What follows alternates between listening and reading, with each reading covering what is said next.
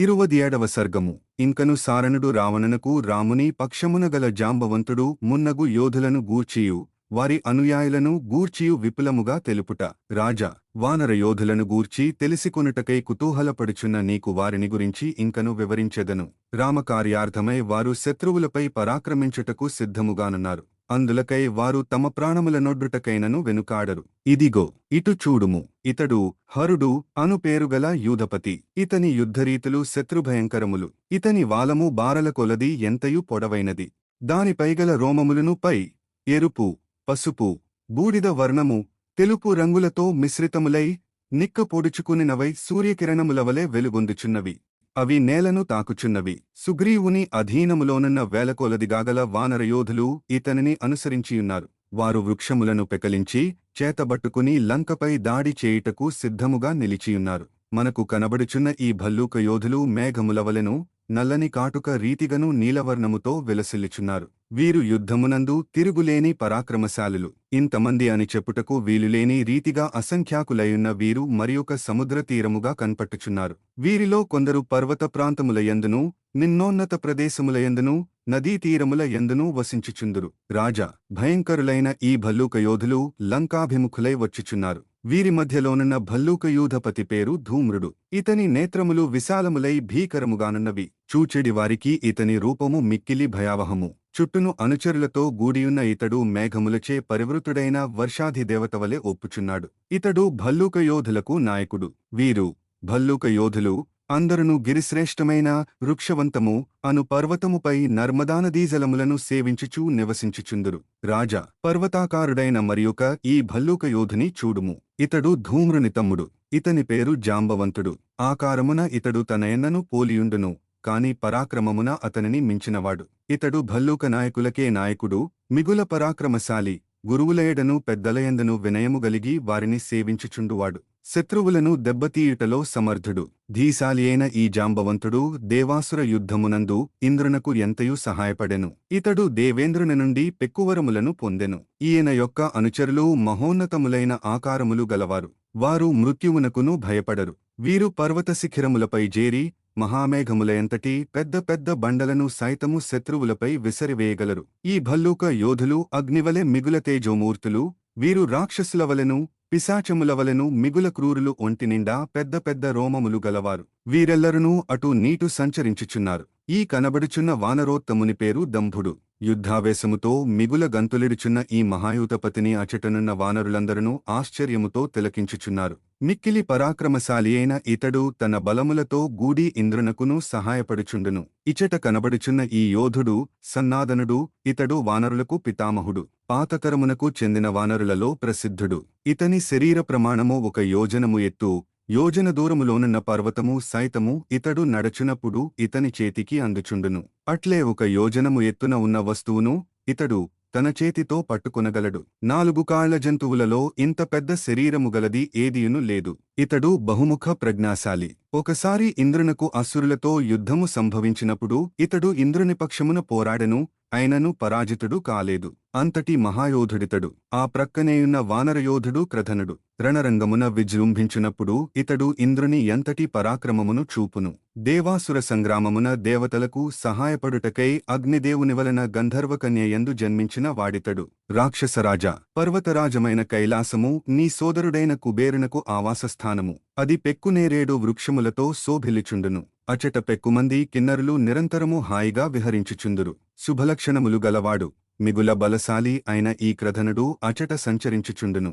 యుద్ధరంగమున నిలిచియున్నప్పుడు ఇతడు ఆత్మస్థుతి చేసికొనడు. కోట్ల కొలది వానరవీరులు ఈ క్రధనునకు తోడుగానున్నారు. ఇతడు తన బలములతోగూడి లంకను నాశమొనర్చుటకు ఆరాటపడుచున్నాడు. ఇదిగో ఆ సమీపముననే ప్రమాధి యను వానరోత్తముడు గలడు. ఇతడు గంగాతీరమునందలి వనములలో సంచరించుచుండును. ఇతడు ఏనుగులకును వానరులకు గల పూర్వవైరమును.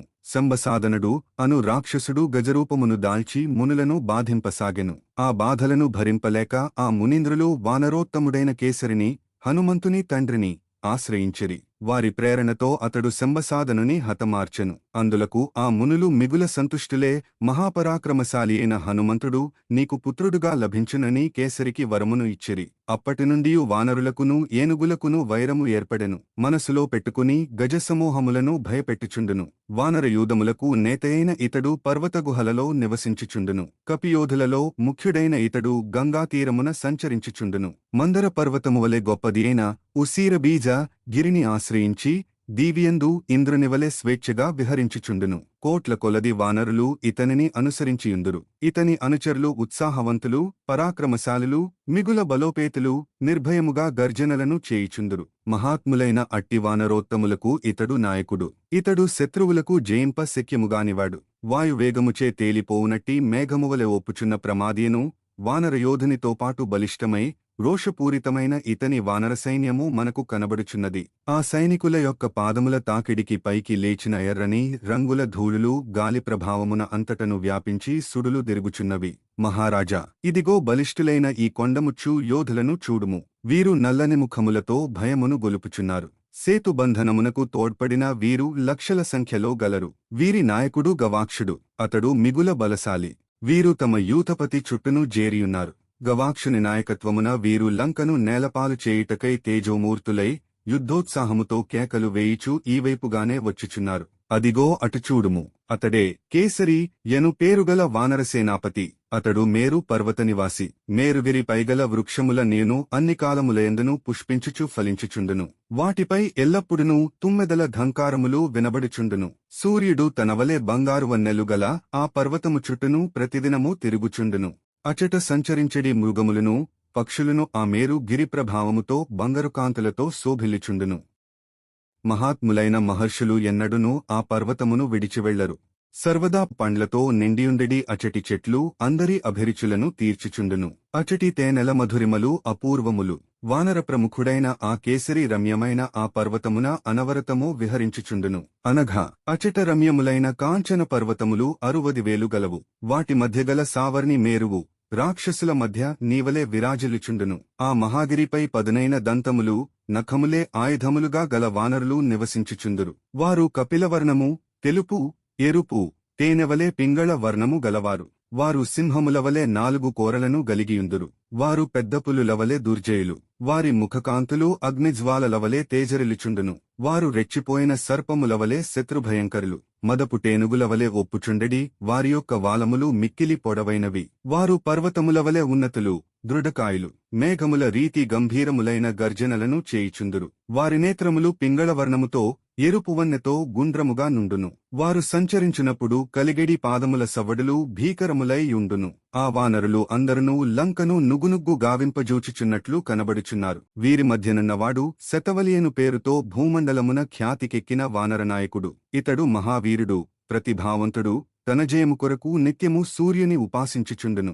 ఇతడు తన సేనలతో గూడి లంకను భస్మమొనర్చుటకై కుతూహలపడుచున్నాడు. ఇతని బల పరాక్రమములు తిరుగులేనివి. ఈ వీరుడు ఇతరులపై ఆధారపడక స్వశక్తితోడనే నెగ్గుటకు ఇష్టపడుచుండును. కార్యసిద్ధి ద్వారా శ్రీరామునకు ప్రీతిని గూర్చుటకై ఇతడు ప్రాణత్యాగమునకైనను సిద్ధపడును. గజుడు, గవాక్షుడు, గవయుడు, నలుడు, నీలుడు అనువానర వీరులలో ఒక్కొక్కరి వెంట 10 కోట్ల మంది కపియోధులు గలరు. ఇదే విధముగా ఇంకను యుద్ధమున చురుకుగా పరాక్రమింపగల వానరవీరులు పెక్కుమంది గలరు. వారు వింధ్య పర్వతవాసులు. వారి సంఖ్య లెక్కింపనలవిగాదు.